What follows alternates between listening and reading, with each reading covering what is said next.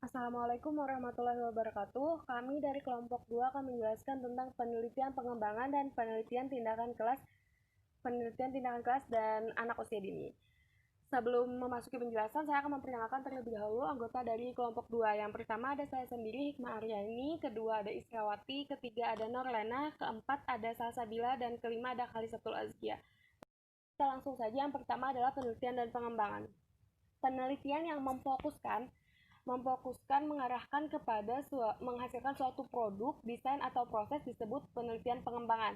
Penelitian pengembangan dalam dunia pendidikan misalkan memfokuskan kajiannya itu berdasarkan desain atau rancangan, apakah itu berupa desain model bahan ajar, produk, atau proses.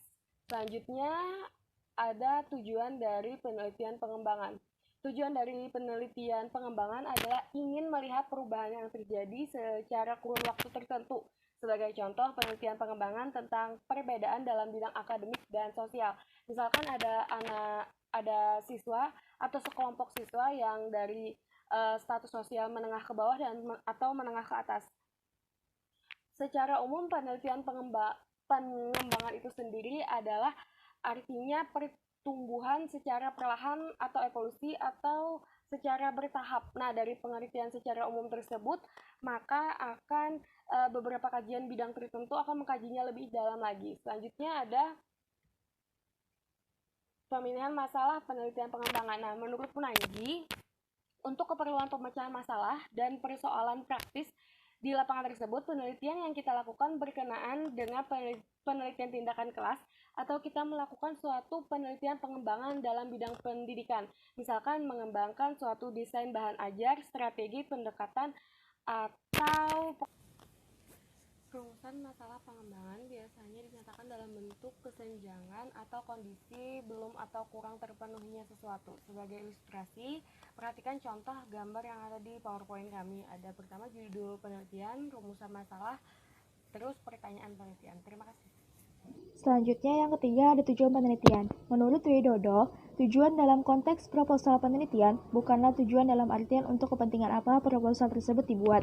Nah, bisa saja tujuan penelitian tersebut sebagai persyaratan awal penulisan skripsi, kemudian tentang masalah apa yang ingin diteliti dalam suatu penelitian.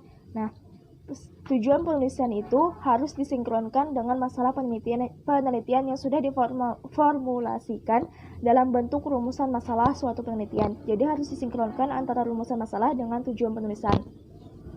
Nah, dalam menyatakan tujuan penulisan juga harus berbentuk pernyataan, bukan dengan pertanyaan. Jadi bentuk dari tujuan penulisan itu harus pernyataan, bukan pertanyaan.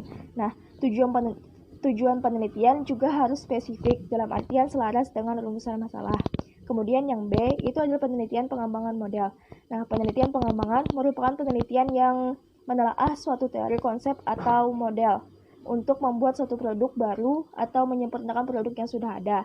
Jadi sebagai penyempurna atau pembuat produk baru. Nah, kegiatan penelitian ini dimulai dari adanya suatu kebutuhan yang kemudian dipecahkan dengan pembuatan produk akhir.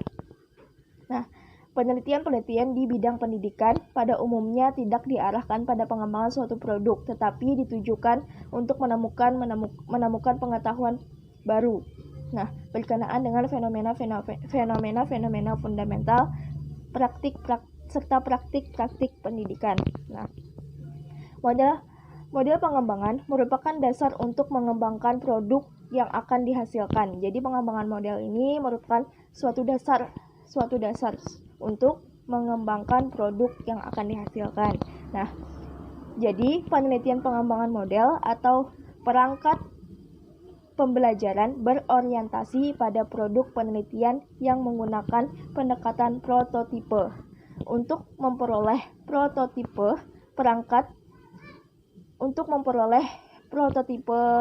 yang baik, nah perangkat pembangunan yang berkualitas diperlukan uji kualitas yang ditentukan oleh peneliti yang disesuaikan dengan karakteristik penelitinya. Kemudian yang pertama itu ada hakikat penelitian. Nah, hakikat penelitian pendidikan menurut Soekardi adalah sebagai suatu cara untuk pengamatan dalam mempunyai pengamatan dan mempunyai tujuan untuk mencari jawaban dari permasalahan tersebut. Nah, jadi sebagai suatu cara untuk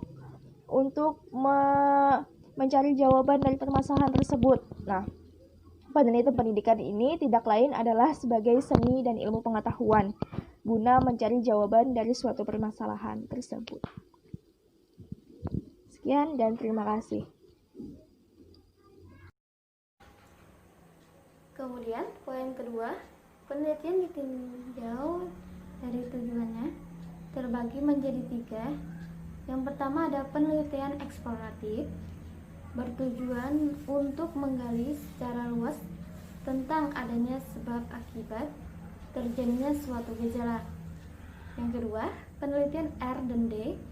Penelitian ini ditunjukkan untuk menemukan model dengan melalui uji coba sampling. Yang ketiga, penelitian paritatif. Penelitian paritatif ini bertujuan untuk mengecek kebenaran, mencari tahu tentang teori atau kaidah. Poin ketiga, penelitian ditinjau dari pendekatannya terbagi menjadi 2 macam, yaitu yang pertama, penelitian longitudinal, yaitu penelitian yang dilakukan terus-menerus dalam jangka waktu tertentu. Kemudian yang kedua, penelitian cross-sectional merupakan penelitian dengan pengumpulan data sekaligus pada kondisi waktu tertentu. Poin C, penelitian tindakan kelas atau PTK anak usia dini. Konsep dasar penelitian tindakan kelas. Konsep dasar penelitian tindakan kelas merupakan salah satu upaya untuk meningkatkan efisiensi. Penelitian tindakan kelas juga berguna bagi guru untuk menguji teori pembelajaran apakah sesuai dengan kondisi yang dihadapi atau tidak. Yang kedua, penelitian tindakan kelas PTK. Penelitian tindakan kelas merupakan suatu proses pembelajaran yang dilakukan oleh guru untuk menemukan kualitas proses pembelajaran di kelas demi meningkatkan prestasi belajar siswa. Baiklah, di sini saya akan melanjutkan materi berikutnya, yaitu nomor 3, analisis data penelitian tindakan kelas. Yang pertama, mengumpulkan semua dengan data dari hasil pengamatan siklus 1, baik data kualitatif maupun data kuantitatif. Yang kedua, menganalisis data dengan membuat tabulasi presentasi yang disajikan dengan berbentuk tabel maupun grafik. Yang ketiga, menguji keberhasilan penelitian dengan cara membandingkan hasil pengolahan data dengan indikator keberhasilan antara batas siklus 1 dan batas siklus 2. Lanjut.